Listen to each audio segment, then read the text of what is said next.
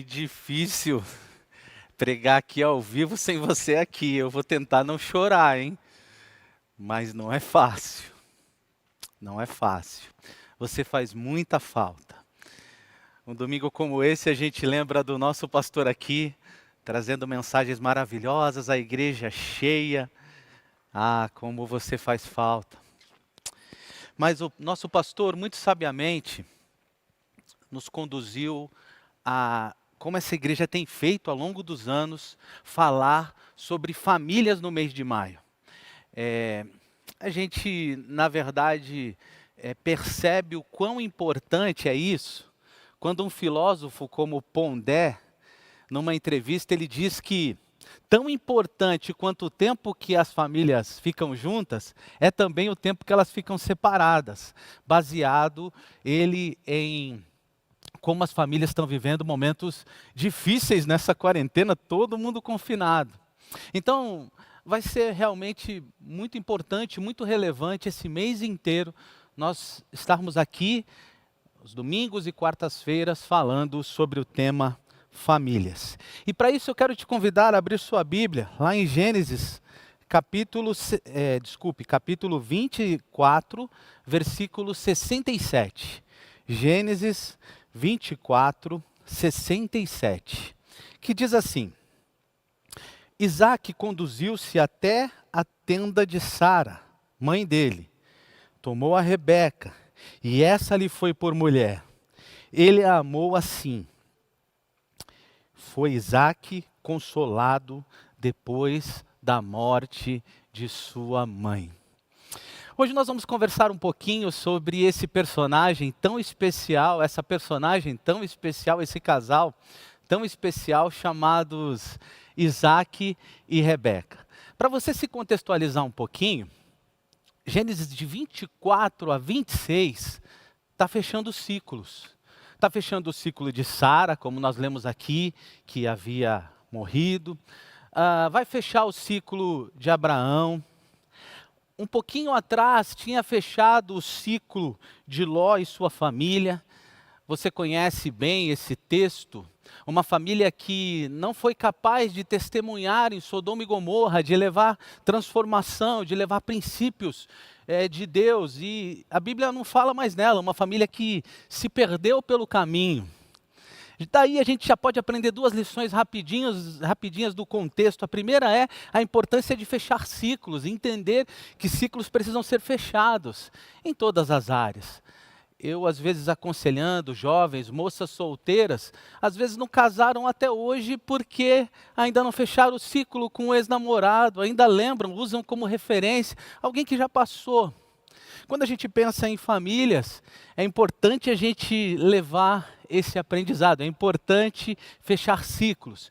E uma segunda lição rapidinho do contexto, um contexto bem bonito, é que como famílias nós precisamos o tempo todo sinalizar o reino de Deus, onde estivermos, nos lugares mais difíceis, nos lugares onde as pessoas às vezes não amam a Deus e até odeiam. Há irmãos nossos pelo mundo com a responsabilidade de sinalizar o evangelho, mas essa também é uma responsabilidade minha e sua. No meio onde vivemos, os nossos prédios, entre as nossas famílias e em tantos outros lugares. Mas esse texto é extraordinário porque quem não acredita em amor à primeira vista, esse texto mostra isso acontecendo de forma bem bonita. Você conhece o contexto, o servo de Abraão foi lá buscar alguém para casar com o filho de Abraão, Isaque. E quando Abraão está chegando com a linda Rebeca, ela comportada, coloca o véu, e pergunta, quem é aquele moço vindo ali? Você sabe que Isaque vinha de orar, você conhece bem o texto. E de forma bem bonita, logo nesse amor à primeira vista, eles se casam naquela cultura, como era naquela cultura, logo ao primeiro olhar, logo à primeira vista. É tão bonito para mim esse texto, que quando eu vi uma mocinha magrinha, trabalhando numa loja de roupa, essa moça que eu casei, chamada Andréia. Eu fui lá alugar um terno, né, para ser padrinho de casamento de um amigo. E de padrinho de casamento do amigo, eu vi essa moça bonita e cheguei em casa e contei para minha mãe. Mãe, achei minha Rebeca. Foi amor à primeira vista. E é bonito porque minha mãe chamava a Andréia de Rebeca, aí sempre chamou a Andréia de Rebeca. Mas, olhando para o tema família, a gente tem que lembrar que houve uma pesquisa em 2017, onde as pessoas perguntaram sobre satisfação com a família, não só casamento, satisfação. Estavam tranquilos no relacionamento pai e filho, relacionamento marido e esposa, relacionamento com a sogra, amém? Dá um amém bem grande aí que você vai marcar um ponto com a sua esposa. Você faz aí um hashtag eu amo minha sogra. E nessa pesquisa, irmãos queridos, houve 50% das pessoas disseram que tinham alguma reclamação com relação à família. Filhos com relação a pais, esposos, esposas, um com relação ao outro, sogras, cunhados e tantos outros. Porque a família nem sempre se resume, na verdade não se resume apenas naquele núcleo conhecido por todos nós. Casamento, então, família, não é muito fácil o convívio, cada um nasce com um temperamento, com um jeito, né, com uma forma de pensar. E olhando para esse casal que começa com grandes expectativas, a gente vai conseguir tirar muitas lições abençoadas e especiais. Eles tinham tudo, né, para fazer uma família linda do começo ao fim, mas você que conhece a história sabe que não foi bem assim. Era uma família que tinha tudo para dar certo. Veja Isaac, um bom partido. O texto diz que ele ainda era jovem quando casou. Você sabe com quantos anos Isaac casou? Isaac casou com 40 anos. Olha que benção. Mas ele morreu com 180, meus irmãos. Quem aí está chegando perto de fazer 140 anos de casado? Dá um amém aí. Ah, não. Ele era o herdeiro único de uma grande fortuna, bom partido. A descendência espiritual de Abraão alcançou Isaac. Isaac era romântico. O texto que eu acabei de ler diz que ele viu Rebeca e amou. Era um homem espiritual. A gente pode pegar vários textos, mas se você quiser voltar um pouquinho, no capítulo 24, versículo 63, você vai ver que ele estava orando antes do encontro com Rebeca. A única coisa que a Bíblia não fala sobre ele é que ele era bonito. É engraçado isso, né? Talvez minha irmã tenha, igual o pastor Wagner gosta de dizer, tem um gorila sentado aí do seu lado. Olha as outras virtudes dele, tá? Mas se ele é bonito, diz para ele que ele é bonito, viu? Vai fazer bem. Aproveita esse momento, olha para ele, tá vendo como dá para fazer? Olhe para o irmão que está do lado, olha para esse gorila aí e fala assim, você é bonito. Isaac não era, mas você é. Não sei se era ou não, mas a Bíblia não diz que era. E Rebeca, quem era essa menina? Essa Rebeca, essa jovem foi escolhida, de forma muito criteriosa. Abraão estava decidido a orientar os seus filhos na área do casamento, com relação a casamento. Irmãos queridos, aproveito aqui para pegar outro princípio para a nossa família importante. Você tem falado com seus filhos a respeito de casamento, de quem devem ser as pessoas que eles deveriam escolher para casar, quais os critérios bíblicos, como o Senhor ensina, como a palavra ensina. Você tem orado pelos futuros genros? Você tem conversado com seus filhos do que de fato eles precisam buscar na pessoa que irão casar?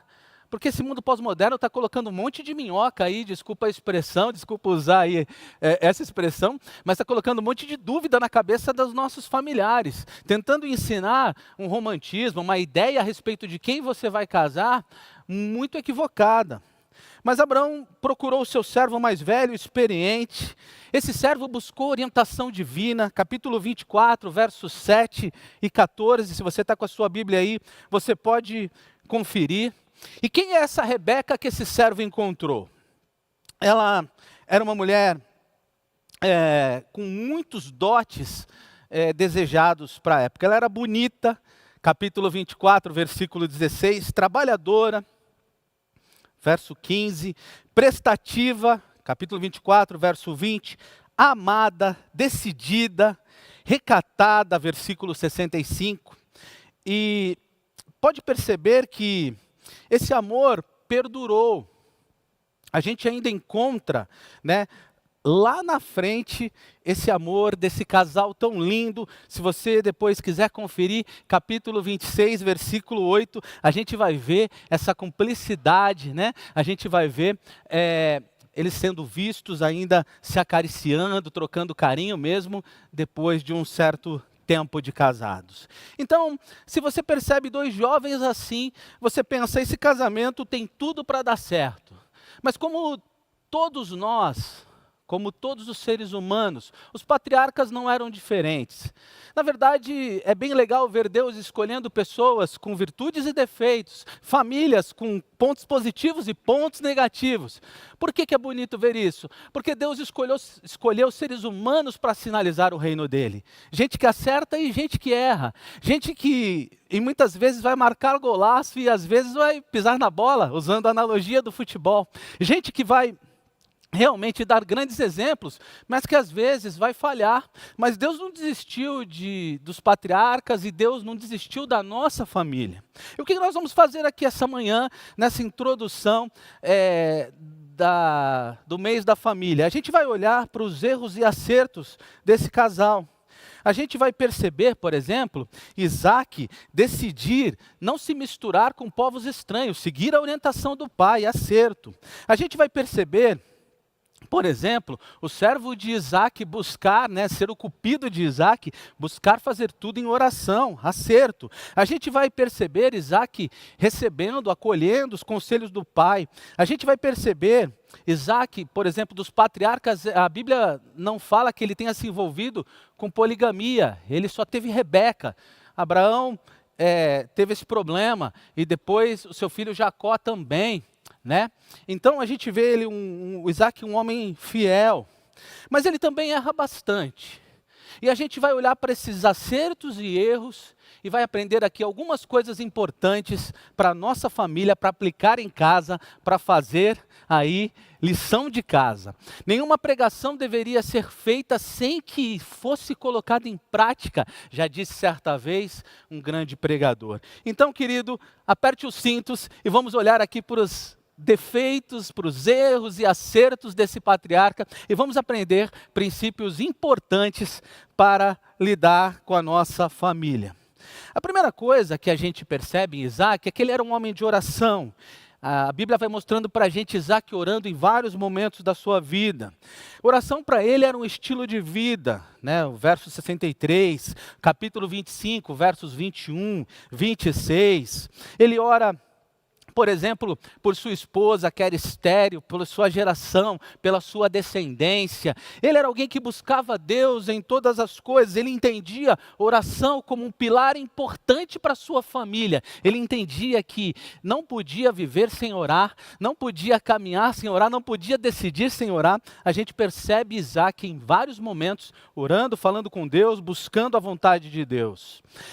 Por que Isaac faz isso? E por que, irmãos, homens, nós devemos fazer isso? Mas se não tem um homem na sua casa, minha irmã, e você é responsável por essa casa, assuma esse compromisso. Porque nós temos que cumprir o papel de sacerdotes do lar. Nós temos que mostrar para a nossa família, de forma prática, a fé que está no nosso coração. Quando nós oramos com os nossos filhos, pelos momentos de alegria e gratidão, pelos momentos duros, a gente mostra para os nossos filhos, a gente apresenta para os nossos filhos uma fé coerente, correta, alinhada com aquilo que acreditamos.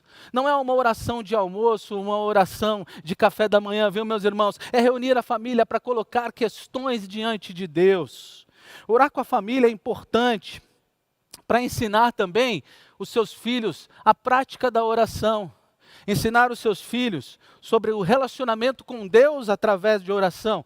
Ensinar a sua família sobre a importância desse princípio. E também, quando oramos, mostramos dependência de Deus. A oração traz vínculo de fé para a família. Nós colocamos diante de Deus as nossas questões, tendo a certeza que Ele quem cuida de todas elas. Mas, às vezes, em algumas famílias, a gente troca a oração pela reclamação. Já pensou? Oração, reclamação. E reclamação, murmuração, na verdade, atinge o nosso Deus. Quando a gente reclama, quando a gente murmura, a gente mostra que não está satisfeito com os rumos que Deus tem dado para a nossa vida. Irmãos queridos, nos dias difíceis, Deus é Deus. Nos dias difíceis, as coisas continuam debaixo do controle dEle. E quando oramos, mesmo nos dias difíceis, cravamos no coração dos nossos filhos uma fé inabalável. Por isso eu gosto muito de ver Isaac buscando a Deus em oração. Isaac visitando a Deus nas suas súplicas. Isaac sendo exemplo de oração para a sua família. Posso fazer uma pergunta? Quanto tempo faz que você não ora em família? Quanto tempo faz que você não reúne a sua família para colocar diante de Deus as bênçãos, as lutas, as questões da sua família? Quanto tempo faz que a sua família não te vê de joelhos? Isaac nos ensina o princípio de oração. Mas ele também comete erros, meus irmãos. Isaac, ele faz algo que é muito comum. A gente, lendo o texto, provavelmente vamos criticar o que Isaac fez. Está lá no capítulo 26, versos 7 a 11. Ele chega num lugar para se proteger, ele diz para aquele povoado, para aquele povo que Rebeca era a sua irmã, não a sua esposa. O que ele faz com isso? Ele imita os erros do pai. Aquilo que ele viu o pai fazendo, ele faz também. Só que quando ele diz que Rebeca não é sua esposa, ele talvez tenha se protegido, entre aspas. Na verdade não, mas na cabeça dele. Mas ele expõe a sua esposa ao perigo. Se não é esposa de Isaac, aquelas pessoas pensaram, então ela está livre. E o texto bíblico diz que ela era uma mulher muito bonita. O que aconteceu aqui, meus irmãos? Mentira. Para tentar proteger a própria vida, ele mente. E mentir não é um bom caminho para dentro da família. Família é lugar de falar a verdade. Eu estou gostando, de certa forma, da analogia de máscaras. Na analogia, na rua a gente sai de máscara, em casa a gente tira. Em casa a gente se mostra, em casa a gente fala a verdade e doa quem doer, não importa a consequência. O nosso lar, a nossa família, precisa ser um lugar de refúgio no mundo sem coração. Em casa, na família, é lugar de falar a verdade, reconhecer os defeitos, abrir a guarda. Mas nem sempre é assim, né? Muitas vezes a gente fica tentando se proteger na família. Em aconselhamento, às vezes a gente vê pessoas dizendo assim, pastor, o meu marido, a minha esposa, nunca reconhece que está errado. Luta por uma razão que não vai levar ninguém a lugar nenhum. Mente se necessário para proteger a sua reputação. Não se engane, sua família sabe quem você é. E os seus filhos, principalmente, sabem quando você está mentindo. Que triste é ver Isaac mentindo. E que triste é saber que às vezes esposos mentem para as esposas e vice-versa. Pais mentem para os filhos, filhos mentem para os pais. Filhos que estão me ouvindo, confiem nos seus pais, falem a verdade. Isso será abençoador na vida de vocês. Isaac, ao invés de poupar, cuidar da esposa, ele a põe em risco, ele não protege. Por isso eu quero reforçar aqui, maridos que estão me ouvindo, tem coragem de olhar nos olhos da sua família e dizer assim, eu protejo vocês.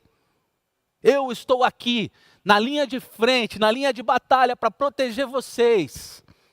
E como é que você protege a família? Ensinando princípios bíblicos, falando a verdade, cuidando para que ela sirva ao Senhor, os princípios da palavra. Pais, protejam os seus filhos.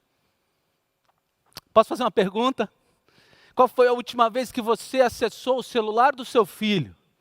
Você está terceirizando ele para o celular e deixando ele ficar direto lá? O que ele está assistindo? O que ele está acessando? Esposas, protejam seus maridos. O seu marido, talvez você não saiba, ele cresceu imaginando que um dia ele fosse ser um super-herói. Somente os da minha geração. Os da minha geração queriam ser o He-Man, o Super-Homem, o Thundercats. Aí de repente encontra uma esposa que só vê defeitos neles. Isso pira o cabeção. É uma expressão lá do litoral. Mas eu vou usar a expressão de São Paulo. Isso deixa o marido triste. Por favor, esposas, protejam os seus maridos. Família, se protejam. Vou fazer uma pergunta de novo. Talvez quando eu terminar de pregar, tenha um monte de carro aqui para me pegar de jeito. Vou pedir para os diáconos maiores virem para cá para fazer a minha segurança. Vocês têm senha nos celulares? Tem senha? Para quê? Deixa eu dizer um princípio importante para você. Aquilo que você faz que não pode ser dito, aquilo que você faz que ninguém pode ver, não faça. Não existe essa ideia de famílias com senhas no celular. Verifiquem, olhem, cuidem do celular também. Cuidem, protejam. Um outro ponto triste aqui nesse texto foi o egoísmo de Isaac. Ele pensa apenas em si. Eu vou dizer que ela é minha irmã e estou protegido. Meus irmãos, família não é lugar de pensar em si. Família não é lugar de individualismo. Se você percebe que tem essa tendência, trabalhe o teu coração. Família é lugar de partilhar, de dividir. E ainda mais num momento como esse.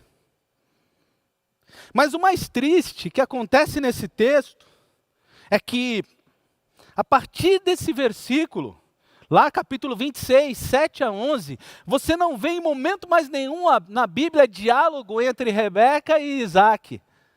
Isso feriu profundamente, com certeza, Rebeca. E Rebeca ferida, com certeza, feriu Isaac. E o diálogo acabou. Cadê aquelas conversas gostosas que vocês tinham no namoro, meus irmãos? Cadê aqueles diálogos maravilhosos? Marido, cadê aquelas palhaçadas que você fazia para ela rir? Cadê aqueles momentos especiais que fizeram ela se apaixonar por você?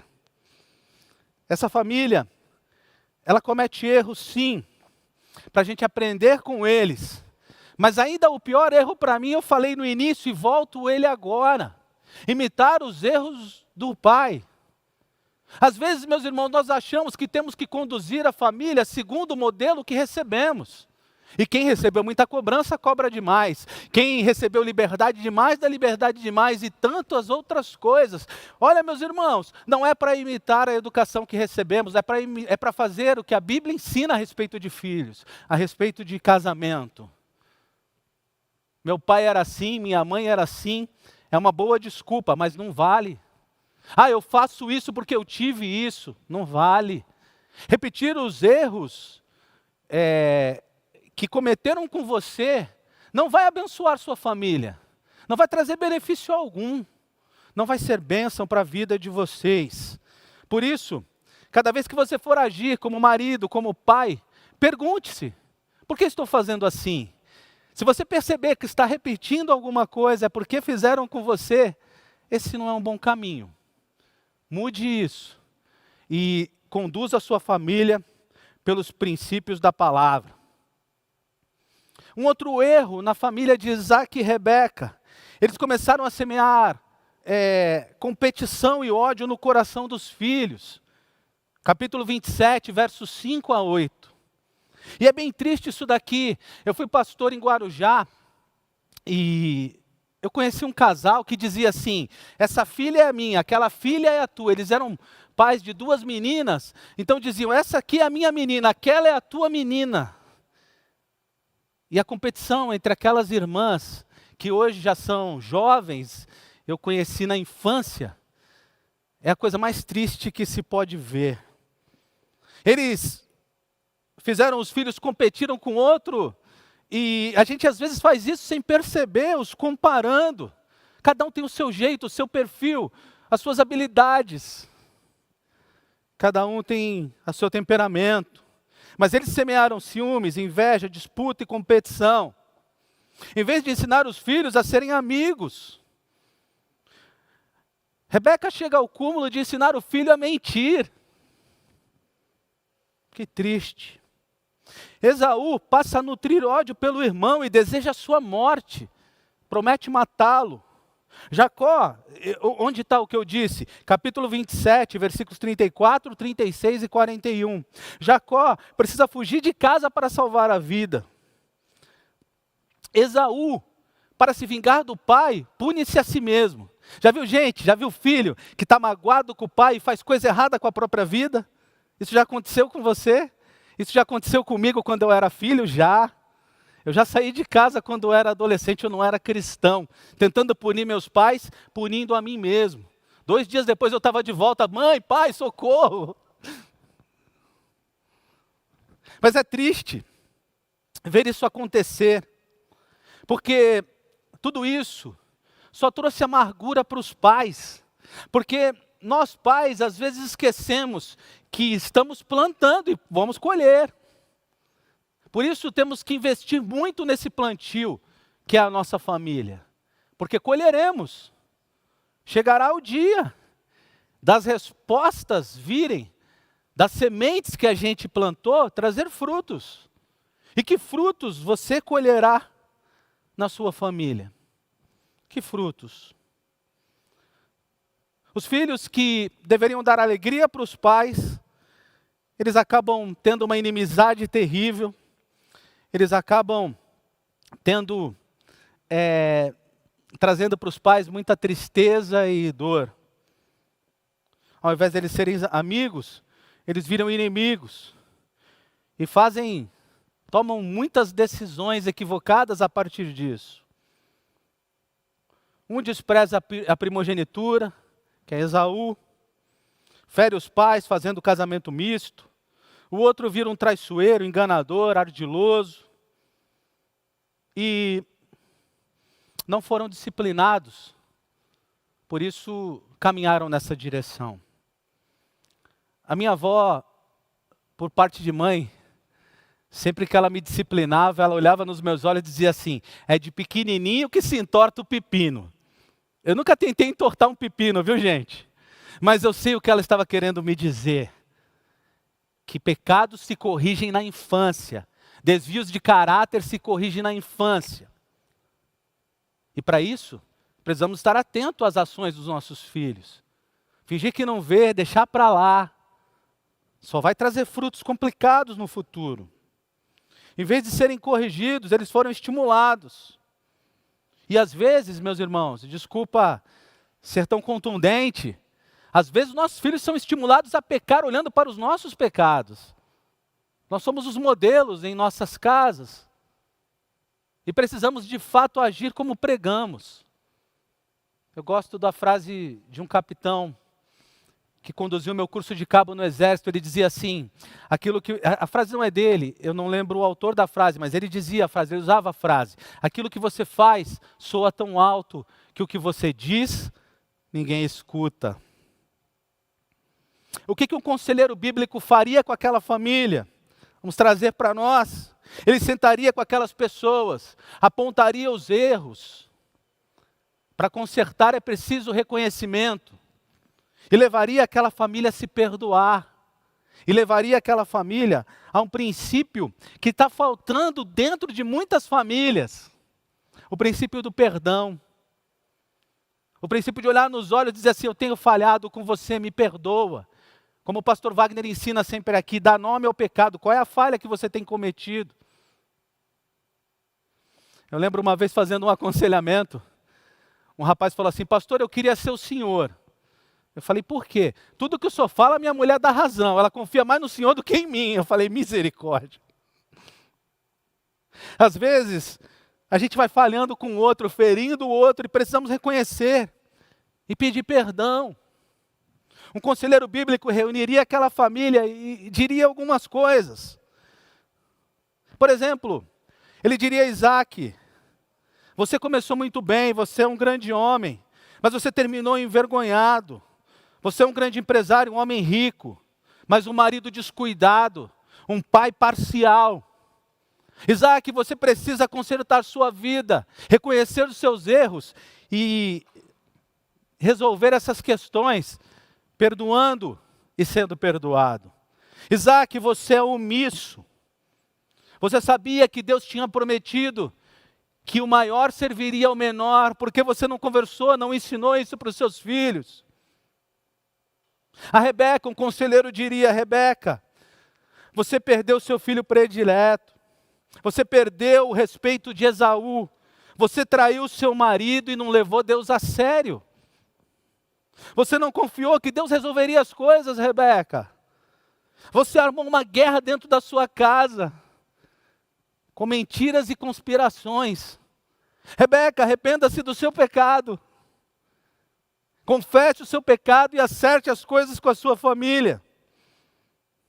A Jacó, um conselheiro diria: Jacó, você percebe que você perdeu a casa, perdeu a mãe protetora e nunca mais irá vê-la. Foi o que aconteceu, não viu mais a mãe. Perdeu o amor do irmão, perdeu a consciência tranquila. Você sai como mentiroso, traidor. Você sai com a consciência culpada. Você deixa um pai enganado, um irmão traído e uma mãe protetora fracassada. Esaú foi pai de uma nação que se distanciou de Deus.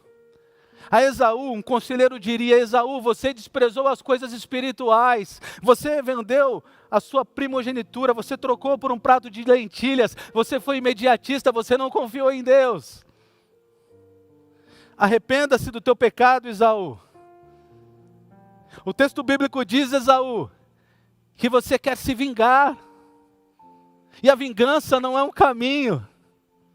Por isso, um conselheiro bíblico confrontaria os pecados daquela família. Para quê? Para que aquela família alcançasse a expectativa que se tinha a respeito dela quando ela iniciou. Ser feliz de verdade, ser feliz para sempre, servir ao Senhor de toda a vida, com todos os princípios e com todo o coração. Eu termino fazendo uma pergunta muito simples para você. Olhando para tudo que você viu aqui, como está a sua família? Como está seu relacionamento conjugal? Próximo, amoroso, há cumplicidade ou distante? Há amor comprometido, há serviço, há carinho? Ou isso foi se perdendo? Na sua família há fidelidade, há verdade,